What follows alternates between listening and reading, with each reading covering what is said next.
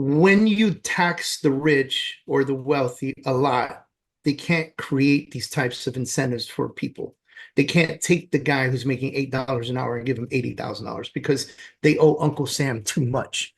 And so they have to budget for Uncle Sam because they're not going to jail for you, right? So they get a budget for Uncle Sam.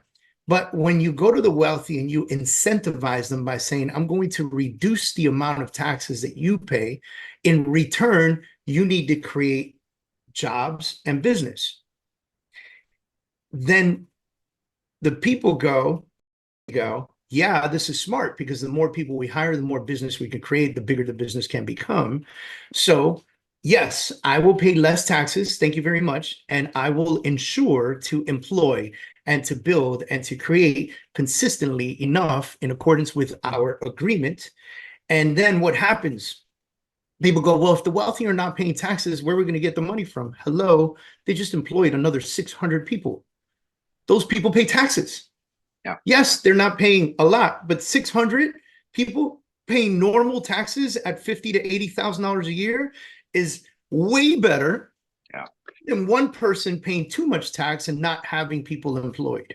Kurz looking clean with his whole sales team. We ain't come to talk nonsense. It's all about the process and profits until we make $1 billion from deposits. He never slacked and teach him to take action. So far from whack and never gave up his passion. Can't catch him lacking, damper down on his fashion. He forever stacking, running up all the cash. Real estate mastermind. Check out his book, he gave us the blueprint.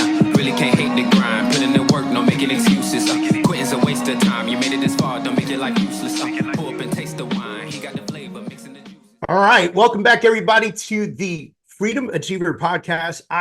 So if you're watching this on video, by the way, I am having the absolute worst technical difficulties with cameras. I have this really cool Sony camera that I picked up.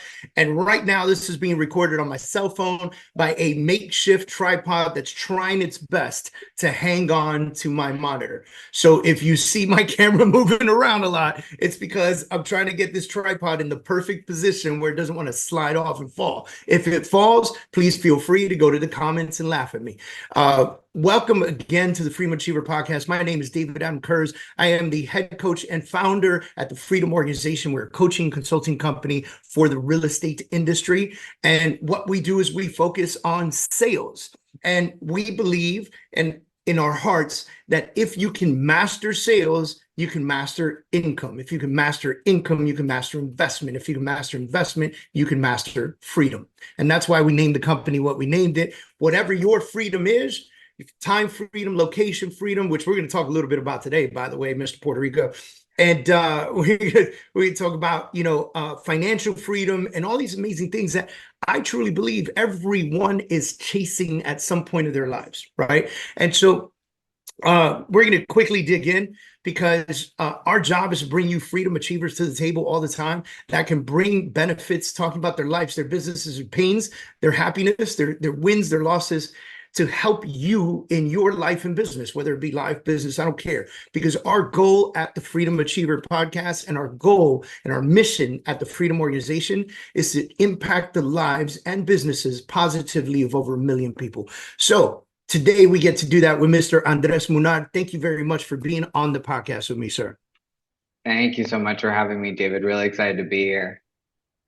I think I think we're going to have some great conversations today. So just so everybody knows, before we begin a podcast, we like to spend some time together beforehand and really dig into what this podcast is going to bring to the table. And it's interesting to me to see that today I'm going to have I've been having some great guests on here, Andres, but I'm going to have some fun because, right now, first of all, you are a immigrant from Colombia who came here, was awarded DACA, which I just learned what that is, by the way. I didn't know. So Andres was too young when he was brought here. So he was brought here by his parents when their visa expired and they were long past their, a documented stay. He became undocumented. Obama passed a law, a DACA law, that allowed him to become a citizen in the United States. And now he's here rocking and rolling, spends 13 years in Pennsylvania. I don't know why Pennsylvania. Most people go from Columbia to Miami, but you know, that's on you, bro. And so Pennsylvania for 13 years too. So it wasn't like he learned a lesson while he was there. And then one day he wakes up and he says, fuck it, I'm moving to Puerto Rico. And now you've been in Puerto Rico for the last 5 years. You've been a mortgage broker for 18 years. And now the CEO of Collab Lending. Did I get this like really well? You did. We didn't spend enough time. We did make a brief stop in Florida, in Miami, and then we were shipped up north. So you're not wrong. We definitely Nice. made that pit stop in Florida. And it's funny, we have we have different versions of how Latinos come to Miami. They either come directly here, or they go up north and then try to find their way back down here, you know, which is interesting. And so you are not the definition of a halfback. So we used to have this, you know, statistically, we used to do the halfbacks, right? People go from New York to Florida. They can't stand the heat, so they go halfway back. They go like the Carolinas, where they'll get some winter and some summer, and it's not like death-defying sauna heat, you know? And then there are people who go from South Central or the Caribbean into New York, New Jersey, Pennsylvania, those areas, and then they try to make their way down to Florida, and then sometimes they're like that, they go halfway back, vice versa. You know, come to Florida, go to New York, they don't like the cold, they go halfway back. But you went like zigzag. You didn't do a halfback thing, right? Like you said, you know, I'm going to go from Colombia to Florida to Pennsylvania to Puerto Rico. What took you from Pennsylvania to Puerto Rico? So actually in 2015, I decided to visit Puerto Rico for the very first time. And that'll do it, by the way. That's what did it, to be honest with you. I'm sure you can relate, but when that plane landed in 2015 and the clapping started, I mean, my hairs just stood up, literally. There was just something about the vibe and the air and the energy. The second I got off the plane, to be honest with you, and I spent, it was December of 2015. And I spent that week here, and honestly, I mean, at the time I was a DACA recipient, and a DACA recipient, I actually don't have citizenship. It just means that I'm allowed to work in the country, so I can't leave the country. Okay. And so Puerto Rico was basically as close as I could get to my own culture, to be honest with you. You know, Florida has a ton of Hispanics, of course, but Puerto Rico was about as close as I could get to Colombia in terms of the weather, the people, the music, the vibe. And I fell in love in 2015. I mean, Puerto Rico, to me, you know, people may have a different opinion, is the most amazing place in the entire United States. I mean, the people, the culture, the food, the vibe, the weather, the beaches. It truly is. It really is. Like the Puerto Rico is one of the few places in the world that you can go and experience a true Latin culture, but a very giving, welcoming culture. Where the poorest Puerto Rico in the middle of the campo will give you the shirt off their back if they see you without a shirt and you need one. Like they will feed you, they will take care of you with minimal food that they have for themselves. It's a very different sentiment on the island, that's for sure. Literally, and I think that's what made me fall in love with the island. It's like you'd be walking on the street and people would just say "Buen dia," or like people are just saying hi, you know, and I'm not, you know, say what it is. I'm not used to that coming from the north, where you know you're walking by strangers and they're not really saying, you know, hello, we're looking at you. They're afraid you're gonna rob them. They're afraid you're gonna rob them. Everybody's on defense in the Northeast. You know? So yeah, 2015, that's kind of what happened. And in 2019, I got the opportunity to move here, and literally in a week, I put up my house for rent, packed up my house and my dog, and a week later I was on a plane to Puerto Rico and haven't looked back. Incredible. And so you've been there since 2019, which is pretty amazing. Puerto Rico is my retirement plan. It didn't always used to be, believe it or not. So I am Puerto Rican. My wife is Dominican. But I also, like, for me, my idea was that I would always retire in the Dominican Republic because the dollar goes so much further. Yeah. And so I figured, I could live island life similar to Puerto Rico, but it's not the same, right? Like, and Yeah. but I still thought to myself, the dollar's gonna go really far. I'll have retirement, I'll have, infrastructure, I'll have, benefits, I have benefits from the VA, retirement, and of course any investments that we do, so forth, so on. And I go, dude, if I make, like, it's not my goal, but if I was only making 10K a month or 15K a month, like, you live like a king in DR. You know what I mean? And so That's an understatement. that's an understatement, right? So and same thing for a lot of parts of Mexico, so forth and so on. But then you start to really look at, how Puerto Rico is a perfect mix of the United States and the Hispanic culture. And because I'm such a big advocate of America, and I love it here, it doesn't feel like I left if I go to Puerto Rico, right? Yeah. And that's one piece. The second piece is my wife is Dominican, and we were going to get married in Puerto Rico, and she had never been to Puerto Rico. And I said to her, I said, I'd really like for us to get married and at Yunque and like do that whole thing and like really make a big deal about it. And so we were going to get married in El Castillo San Sebastian, and we were going to walk across the street to the Cristobal with the the gold dome, and that's where we were going to have our reception. And we go to visit Puerto Rico, and on day one, we stayed in Viejo San Juan because that's where all those things are. And we got us a little hotel at El Covenante, which used to be a covenant, you know what I mean? And or a convent for nuns, like, right? And so now it's a hotel, which is pretty swanky and cool, And we stayed there, and on day one, we were walking the streets and eating and talking to people, and my wife looks at me and she goes, "This is where we're retiring." Wow. And that's amazing. My wife is Dominican, by the way. Like, when I first told her my plan was DR, she was like, "Cool," Let's do it. Yeah. But the first time she stepped foot in Puerto Rico, she goes, "This is where we are retiring. There's no way we go anywhere else." And I was like, "You win." Like, there was no argument from me. My only explanation was always that the dollar goes so much further over there. Other than that, DR is a great place. I love visiting. I love eating there. Like, so many amazing things. The beaches, everything is amazing. But then you start to think about the economic world and what's happening in the world and what's currently happening in Haiti and how that could affect potentially the Dominican Republic at some point. And you think to yourself, man, no, I'll stay in America. And Puerto Rico is that perfect balance.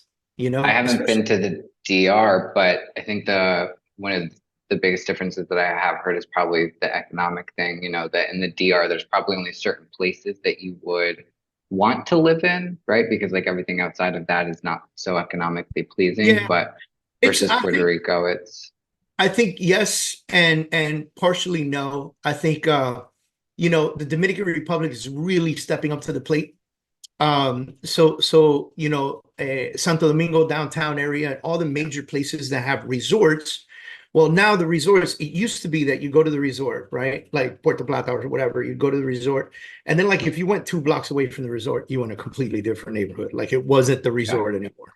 But now developers are looking at DR. And so they're enhancing those neighborhoods because they want people to come and go to the resort and then go outside and have dinner at a local restaurant and look at these houses and condos and things of that nature and go, "Oh my God, like what a beautiful place. Let's look at homes." It's what Tulum did, right? Like, how can we create an environment where people want to be here? And so I heard something interesting the other day. I heard that there are more people in Santo Domingo than they are in the entire Miami area, which I was like, hold on a second. I feel like I fit Santo Domingo in Miami, right? And and I heard this from a lender who is investing in DR. He opened up a brokerage in DR to sell property in DR and develop in DR. And he goes, "Dude, it's such a amazing opportunity right now. This is like that entry point where you get in, you start developing and building and selling to to folks who want to, so the Dominican government is like, well, let's create benefits Yeah. for people who want to come here and buy here and live here or create Airbnbs here. Like, let's bring money to the country, It's kind of and what Puerto Rico did with their Act 60, trying yep, to just revive the economy again, because yep. they are great places to visit, and it's trying to get the people to get in to come, and creating some incentives is really a great way to do it. I don't think that many people know how much Act 60 and what it used to be 20 and 22 or something like that. And I Yeah. don't think they've realized how much that has helped and changed the economy of Puerto Rico. Like, I still remember people laughing at former President Trump when he like threw the paper towel in. Remember that? And like everybody's like, I can't believe he did that, threw the paper towel. But it gets deeper than that. Like, our government helped their government, Puerto Rico's government, come up with this plan on getting people to go to Puerto Rico and spend money in Puerto Rico. And so instead of giving the government officials, because we know los Puertorriqueños, the government officials are not all so great. They like to pocket a decent amount of the money that comes their way. So instead of saying, hey, we're just gonna give you all this money so you fix the island post Maria, it was, hey, let's come up with a plan where we get people to live here, spend money here, buy cars here, buy property here, give people jobs here, start business here, build call centers here, mortgage companies, brokerages, et cetera, et cetera, et cetera. And then that will stimulate the economy. It's not an overnight fix, but it is a fix. And I don't think people have realized, you more than anybody, because you've been there. I don't think people have realized how that's changed the economy. Can you kind of touch on that a little bit? Yeah. Honestly, it's kind of a mixed bag of feelings, because I remember, back in 2015 when I came, I fell in love and I was looking at places and they were relatively cheap, to be honest with you. I mean, I wish I would have bought back then, but ever since I came in 2019, and I've just been around more people with a bigger mindset, it's really changed the landscape in terms of jobs, in terms of the economy, in terms of people coming here. Now, I'm in a bunch of Facebook groups where you see that people are coming here, and they're giving jobs to Puerto Ricans, and we're not talking these $9, $10 an hour jobs. They're, 40, 50, $60,000 a year jobs. That is pretty life-changing for some Puerto Ricans, right? Like, what it can do for their family, or to get them to the next financial place, or to break that generational wealth where, there is a decent amount of poverty and unemployment here. It's really given that opportunity to those people. I mean, I had one friend who, he was working at a theater before, and now he's making $80,000 a year, and, using skills that he has. And to see those kinds of things, and the real estate market, I mean, it's absolutely changed the real estate market, forever, I'm going to assume. I mean, sure. You can't go from a country that the average person with amazing skills is making $8 an hour to now $80,000 a year and not expect for that person to buy property. Yeah. Which is why you saw, or you hear, a lot of Puerto Ricans left, right? Like, a lot of Puerto Ricans with a ton of education. The education system here is great. I mean, I wish that I would have gotten a college degree here. You can get a bachelor's degree for like 5 to 10 grand. And it's the same exact piece of paper that you would get at a big institution, right? You're getting the same knowledge, the same skills. And so those kids are going, why am I going to stay here and get a, $10 an hour job when I can go over there on the mainland and, make 60, 70, 80, 6 figures, right? But now you are seeing that, there are bigger companies coming here, and they are giving those types of salaries. And so it's making people move back, which is really neat to watch. We've been able to help a few Puerto Ricans, come back because they do want to come back to the island. I'm going to keep saying it, but I just love Puerto Rico. And so to help them come back to what they know, and especially to be close to their family, and also what COVID did, the whole working remotely thing. A lot of them are moving back too, right? They're like, well, my job's letting me work remotely. My parents are getting older. I want to, and they're getting that income from the US. They're making that type of income. And so, they can afford to buy, decent homes, here for their family. So it really is just all around just helping the whole community and helping the island. And it's injecting money into the island in general. So what part of Puerto Rico do you live in?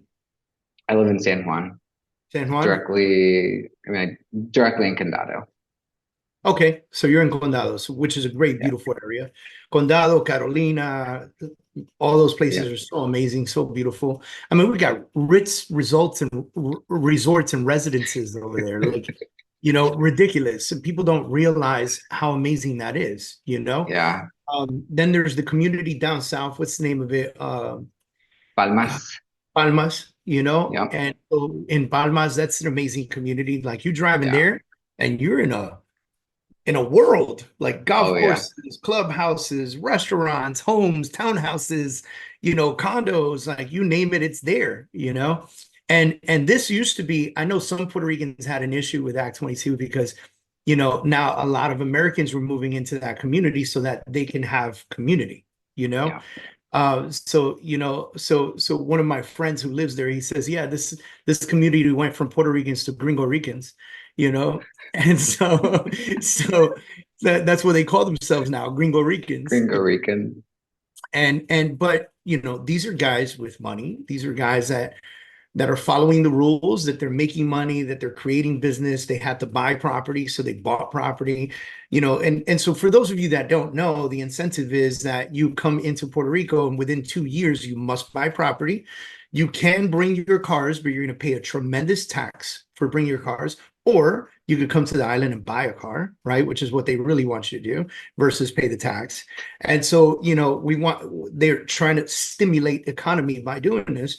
And then these folks, they have to live there for a certain amount of time. I think it's 6 months in a day or something like that, or I can't remember the exact days, but like you have to be on the island. And what you realize is that a lot of the American people that moved to Puerto Rico to do this Act 22, they didn't just move to Puerto Rico and say, okay, it's been 6 months in a day, let's go back to New York. They didn't. They were like, dude, this is great here. What am I going back for? So they go back for maybe short period in the summer. A lot of them have summer homes back home, so they might go back a little bit in the summer, or maybe they go to Colorado for the winter or something like that. But not, when I say winter, they're not going from October to February. They're literally going for like December and a couple weeks of January, because they're to get back to Puerto Rico, And so when you have that type of love for the island by the people who are occupying it, if you will, it really does, like we talked about, stimulate the economy, which, by the way, the benefit to this, why people would do this, is they get a serious tax discount, right? So I think, I can't remember the exact numbers, but I think it's like 5% on personal tax, 0% on corporate tax, or something like that. And so the other thing to note is that, a lot of the education piece, right? So speaking of education, a lot of the Puerto Ricans think that they're not eligible for it. The only act that Puerto Ricans are not eligible for is the capital gains one, right? Which is like all the crypto people who moved here, all of that. But the Puerto Ricans, they're eligible still for the 4% tax, the 0% tax. There's even another act that's for young entrepreneurs, which, I hope that there are young entrepreneurs watching this. You can pay 0% tax. I think it's if you start a business and you're under, I think it's 33 or 34 years old, and you get 2 years tax free. So you just move here and you start a business, and you have to be under a certain age.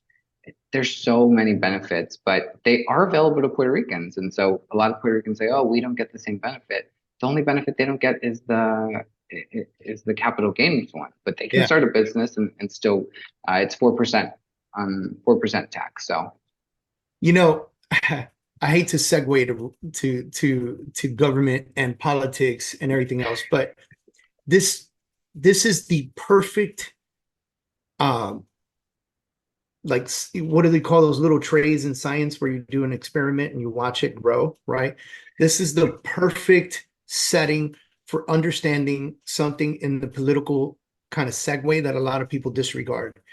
And when I say a lot of people, I mean lower to middle class folks, right? When you tax the rich or the wealthy a lot, they can't create these types of incentives for people. They can't take the guy who's making $8 an hour and give him $80,000 because they owe Uncle Sam too much. And so they have to budget for Uncle Sam because they're not going to jail for you. right? So they get a Yeah. budget for Uncle Sam. But when you go to the wealthy and you incentivize them by saying, I'm going to reduce the amount of taxes that you pay, in return, you need to create jobs and business. Then the people go, the wealthy go, yeah, this is smart, because the more people we hire, the more business we can create, the bigger the business can become. So yes, I will pay less taxes. Thank you very much. And I will ensure to employ and to build and to create consistently enough in accordance with our agreement. And then what happens? People go, well, if the wealthy are not paying taxes, where are we going to get the money from? Hello, they just employed another 600 people. Those people pay taxes. Yeah. Yes, they're not paying a lot, but 600 people paying normal taxes at $50,000 to $80,000 a year is way better than one person paying too much tax and not having people employed. And I think Puerto Rico is the perfect cook pot, if you will, like for the perfect experiment on how that actually worked out and how that actually makes just financial sense. I don't know how people don't see that, you know? Yeah. I think it's just a mindset thing, and people not being able to like open their mind to see the whole picture instead of, focusing so much on one thing, Yeah, I always say, look, if you can build relationships, if you can build clients, you can build contracts. If you can build contracts, you can build closings. If you can build closings, you can build money. If you can build money, you can build leverage. And leverage is employing people. Yeah. You know what I mean? And so that it's a big way, it's a big part or the heart of how we coach and taking people through those stages, and it just makes all natural sense. Like common sense is it is, what the coaching does is hold you accountable and teach you the methods, right? But it's common sense. And if you make more money, you have the ability to hire more people to leverage what you've built so that you could make it bigger. Yeah. Right. Definitely. And so when I ask, like, especially real estate agents, and I go, all right, what's your plan? I want to build a team. Okay, cool. And then what's your plan with the team? We're going to become number one team in the area. Okay, how many team members do you want? I want 30 team members. Cool. And then 10 years from now, what are you going to do with the team? They're like, what do you mean? Like, okay, 20 years from now, what are you going to do with the team? They're like, what do you mean? And I was like, well, we're going to keep building. We're going to keep growing, right? And I go, okay, now you're 55. What are you going to do with the team? And they go, well, hopefully by then I could retire. I go, the question was, what are you going to do with the team? And a lot of people miss out the opportunity of leverage and thinking, I could replace myself here, right? Like I can hire a CEO for my team, maybe someone that's been with a day one with me, who like has seen the entire thing blossom, and give that person not only an income, but a small piece of ownership on everything that we do. Yeah. And then I could go to Puerto Rico and chill while this person does the daily grind. Hello. Yeah. You know what I mean? Look at that. My automation gave the thumbs up. You saw that? That's AI. I was wondering if it would come up again if you did it, but you got it to come. I think that that's a big piece that a lot of people, think about it for themselves, and they don't think about, the team at the 50, what are you going to do with it in 20 years or 30 years? And, you can really keep it going and replacing yourself. And sometimes that's hard, but I think that that's really important to keep it going. Yeah. So if you're very old and listening to my podcast right now, I mean, no offense, but you shouldn't still be selling real estate or doing mortgages unless you just want to, right? Unless you have all the money and everything that you need and you could totally retire, but you don't want to stay home. So you keep doing it. That's okay. But if you're doing it because you have to, something went wrong, and the youth or the younger folks need to pay attention to that, right? And by the way, when I say the younger folks, like 50 included, 40 included, 55 included, 60 included, right? Because you could be 60 and still create something amazing over the next 5 years. If you just like learn the lessons that you've had to learn over the last 60 years to why you're not where you're supposed to be, and maybe hire a coach and like, I don't know, get some, go get an extra education piece or something, but do something different that could help you develop something amazing over the next 5 years. And then at 65, you could say, I did it, I made it, and I did what I needed to do to buy property to retire. Wherever it is you want to retire, by the way. Some folks want to retire on a lake in Texas. Some folks want to retire in upstate New York. I want to retire in Puerto Rico. I don't know when that's going to be because I laugh at my wife. I tell her I have a limit on how far I want to go. And then like, I'm going to retire. And she just laughs at me. She goes, you don't know how to stop working. There's no way in the world. What's your goal to retire? What's your current goal to retire? 55 is my retirement. 55? Yeah, 55. And the reason I chose that age was because that age puts me a couple years past becoming an empty nester. Right. So I have kids, and those kids, will eventually finish high school, go to college. And then I go a couple years past just to make sure they're like inundated in their college, and they're moving on and doing the right things, that they don't need to move back home for any reason. Because I joke with them all the time. I go, if you guys think I'm moving to Puerto Rico to buy a big house, you're wrong. I'm going to buy a 2-bedroom, 1-bathroom house on the beach. And the second bedroom is going to be my private office. And I'll make sure that there's hotels close by. You're like that. There's an Airbnb nearby, so yeah, there's an Airbnb nearby. There's hotels nearby, and if you mess around and show up the way that you show up, there's gonna be an air mattress and a couch for you. And you're gonna be in the living room. So when I wake up at 5 a.m. to make my coffee, you're gonna know. But I joke with them like that because I want to encourage them to do better, to do more, to live a life worth living. It's important that we do that for the youth, and whether they're our youth or the youth around us, it's important that we educate them, and that's why I love this Puerto Rico story so much, because you're someone who has lived in multiple countries, and you're someone who has experience living in the United States between, South Florida and Pennsylvania. And then you ended up in Puerto Rico, and not for Act 22. Like, you ended up in Puerto Rico because you wanted to be in Puerto Rico. Like, you got there before Act 22.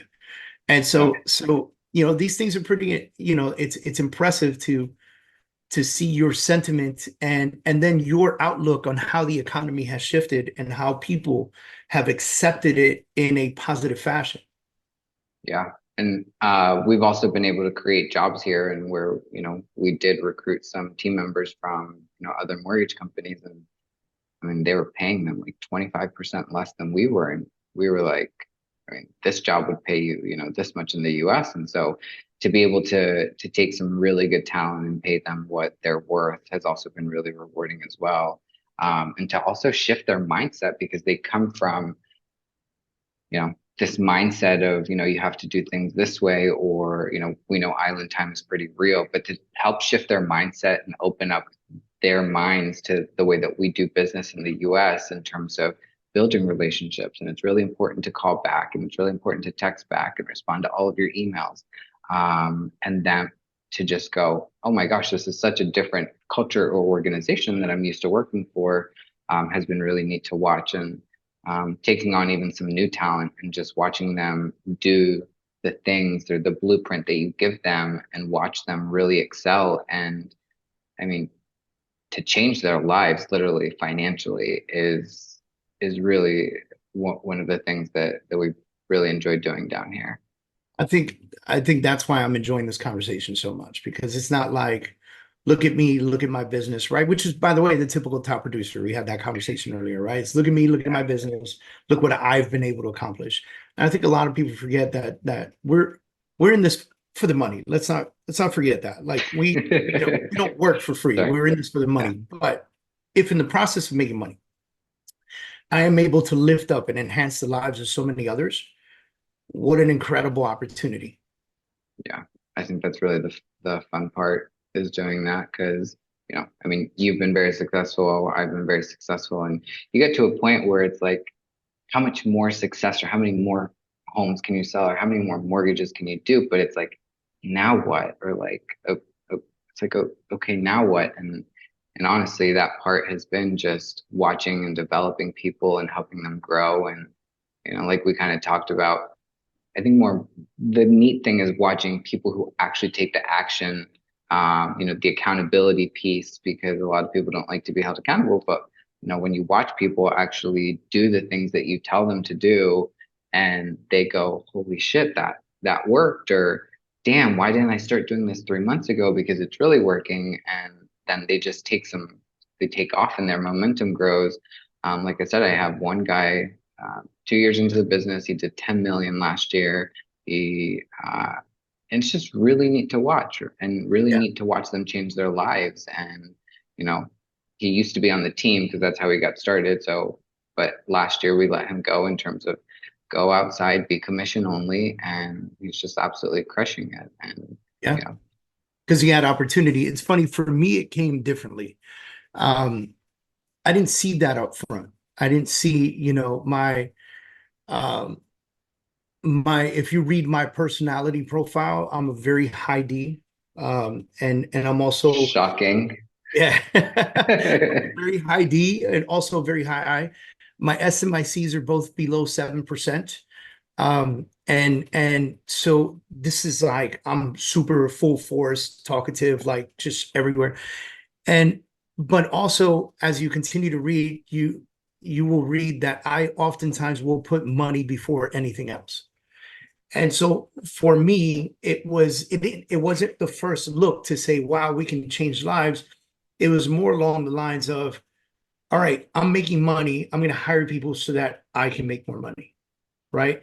And I'm not ashamed to admit that that just was what it was for me. And then one day you have this wake up call. One of your employees buys a house, or one of your employees comes and pulls up in a nice car and says, hey, man, like, I want to show you my new car. Or one of your agents says, dude, I closed a big house and I'm debt free. Or one, like, and then you go, holy shit, I'm changing lives. Like, I'm like I gave these folks an opportunity. They did the work, but I created this opportunity, which initially was a selfish opportunity. It was, if these guys go do more, I'm going to win big. And then the sentiment started to shift, and it was like, well, if you guys go out and do more, and I continue to provide opportunity, we are going to win big. Yeah. And when that mind shift happens, it kind of really changes the game, because even though my personality will still put money ahead of a lot of things, my mindset truly understands that alone.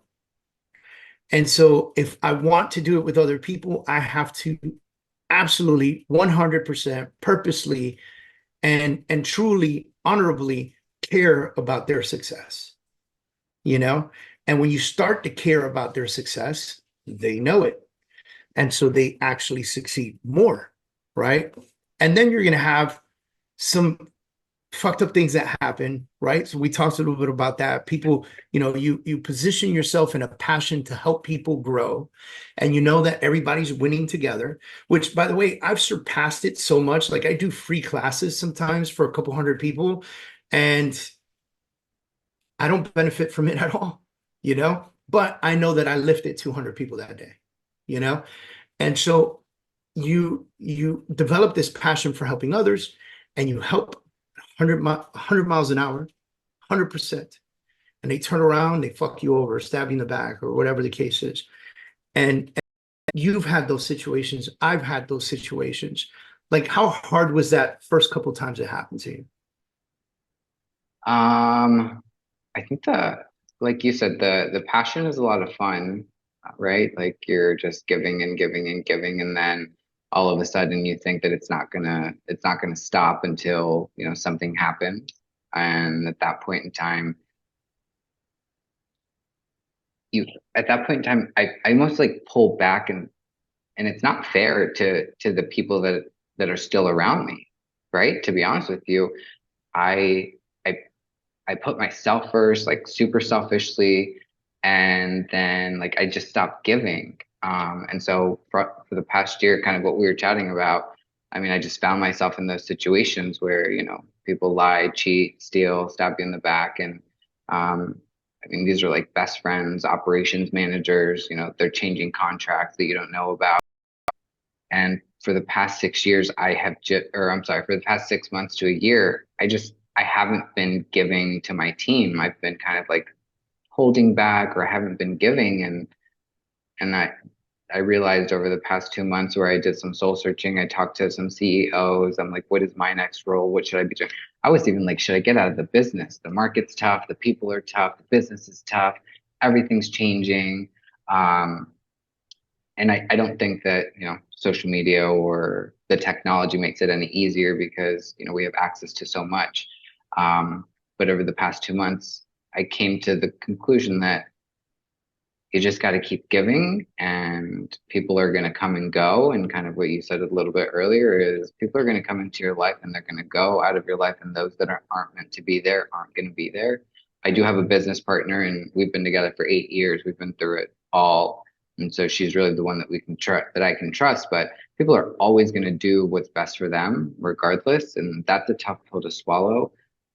I just want people to do it on a level that's honest. Like, hey, I'm going off and opening up my own company, or hey, I'm moving companies, or hey, I'm going to do this, or I'm going to do that. Cool. Let's part ways amicably, but don't do it in a way that, you're trying to hurt me or stomp on my name, or, I basically taught so many people, what they knew. And so really what I've learned over the past 2 months is I'm just going to continue to give and give, because it's not fair to those that are still around me when I pull back and when I'm not giving to them and when I'm withholding from them and when I'm not helping them and lifting them and guiding them and when I'm not helping take them from A to B, because then they see it or they feel it, right? Because you're right. When you are giving to people and they feel it, they want to do more for you, right? In terms of like, I want to make David proud. He's given me so much. He's been helping me. He's been coaching me. He's been guiding me. He's been texting me. He's been on my late night phone calls. He'll get on, a one-on-one with me. But when you pull back, they notice too, right? And they're like, should I really be here? Like, am I getting the attention that I deserve? Am I getting the tools or what I need? And when people, feel like they're not, they're going to move forward. They're going to move on too. So, for me, it's been, I'm just going to go back. I'm going to go all in. And, if I get stabbed again, I'm just going to have to know that it is what it is. I'm going to continue to give and it's going to be okay. I think what about for you? Yeah, there's, I've learned valuable lessons over the last, 5-6 years. It's been the last 5 years have been an eye-awakening kind of position for me, and so this is what I realized. The number one person that you have to care about the most is yourself. And you have to take care of you on all levels, business, physical, mental, everything. Why? Is that selfish? Yes, but it's a good selfish, because if I'm not right mentally and I'm not right physically and I'm not right in my life at home and I'm not right in my life in business, I can't be good for anybody. So in order for me to be good for others, I need to be good in my space. And what I realized is that when you're really good in your space and you go to be good for others, the people that you attract are people who are attracted to that, someone who's good in their space. And so if you're negative in any space and you're not doing well in any space, that is also what you will attract. And that will attract the backstabbers and the this and the that and so forth and so on. Now, I'm not saying that if you're 100% good and you start attracting people, that one of those people is not going to stab you in the back. They will. And the key here is to know that they will. It's like when I when I coach team leaders or I coach broker owners or I coach branch managers, I tell them, this is not about if they'll leave you. It's about when they'll leave you, right? And because when you're in the position of a mortgage broker or a real estate agent, honestly, you can work wherever you want. So there's always going to be a better offer somewhere, right? In the Marine Corps, we used to say the grass is always greener in the base that you're headed to and the base you were just at. And what that meant was that when you were leaving somewhere, you were like, I can't wait to get to the next base. And then when you were halfway there, you would be like, woo, I can't wait. And then when you got there, you go, fuck, I missed my last base. You know what I mean? And so true. Yeah, so the grass is always greener, or the best duty station ever was the one you were headed to and the one you just left, you know? And so, but people like gold nuggets. They like shiny new things. And so the next person comes around and says, I have this shiny new thing. And they go, wow, this could potentially change my life in business. And they go through that situation. They go to the next place. Maybe they love it, but they do miss the last place, right? And I think the key for us as leaders is to understand that at a high level. And if we understand that at a high level, we'll get backstabbed less and the door will remain open. So somebody will leave and then they can easily come back and say, Andres, man, you know, like I left 6 months ago, or a year ago, 2 years ago, dude, I really want to come back home. And the arms will be open and the doors will be open because everything was done appropriately and respectfully.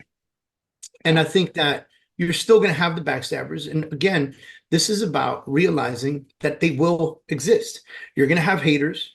I mean, dude, I had a hater that came on to one of my posts, and he was like, I read your book and you messed up so much on grammar and you should have hired an editor and like blah, blah, blah. And you move around too much in your videos. It makes you look uneasy. You need to fix that. And I was like, wow, thank you, troll. You know what I mean? And so like, you know, I clicked on the person's profile. Guess what? 0 posts, 0 likes, 0 friends, right? So what is that? That's a troll. It's somebody trying to cause a problem, so forth, so on, you know, whatever it is. And you're probably going to block me. You're probably right. Like, you know what I mean? If you think that I'm just going to leave you there to comment on my post in such fashion, it is what it is. But you know, my answer was nothing. Do you think someone like that deserves an answer from someone like me? No. Right? So you're going to have backstabbers. You're going to have haters. Haters are going to show up no matter what. The more popular you get, the more haters you get. The more position you get, the more haters you get. And welcome them because they're talking about you. And you think just because they're talking negative about you, that's like a bad thing. And it isn't, because I think most people are smart enough to be able to do their own research and figure out who you are and maybe one day meet you. I've had people literally apologize to me and say, dude, I'm sorry, but I didn't like you. And I didn't even know you. And I didn't, because somebody told me XYZ. And now I realize that that person's full of shit. And so I decided, let me find out who this guy is. And now I'm like, you're cool. You know what I mean? Yeah. And I'm like, it's okay. Because I'm not put on this planet for everyone to like me. God gave me purpose. I know what my purpose is. And I know that my purpose is not going to make everybody happy, just like, you know, God's purpose doesn't make everybody happy, you know? Yeah. And it is what it is. You can't, not even God could win 100% of the crowd. Yeah. Could you imagine if we all thought the same so we could all like the same things and walk the same and talk the same and do the same? Like, what a mundane, boring life, right? For sure. What a mundane, boring life that would be, you know? Yeah. Man, it's been a real pleasure speaking to you and really doing this with you, Andres. It's like, I'm probably going to name this podcast like Move to Puerto Rico or something like that. You know, like, you know, I typically definitely wait for a podcast to like name it because I'm like, well, let's see where the conversation goes, you know? And, you know, you're a perfect example of a leader. You're a great example of understanding economics. You know, you're a great example of, you know, being a person on an island that typically might get a bad rep unless you understand and know the island. And I appreciate that from you being Puerto Rican. I appreciate that from you. And I appreciate that you're employing people and that you're paying people what they're worth. And that's amazing, man. You know, like the lives that you're changing in Puerto Rico are incredible. And I encourage you to grow it, make it bigger, recruit more, put more people on the map and change more lives, because the more you recruit and the more you grow your business, the more lives you get to change and the more everybody wins, you know? And thank you. Hopefully one day you'll visit my, you know, beachfront house in Rincon, because that's where I intend to go, away from the city. I'm going to go away from the city and I'm going to hang out in Rincon. And I don't even surf, bro, but that's where I'm going to go. And heading to the west side, the best side, as they call it. Yeah. And yeah, you know, buy me a kayak and hang out on the beach, you know, drink coffee. And it's funny, like about a year ago, there was a surf shop for sale with an apartment on the top. And it was like a 3-bedroom apartment on top of this surf shop and bar.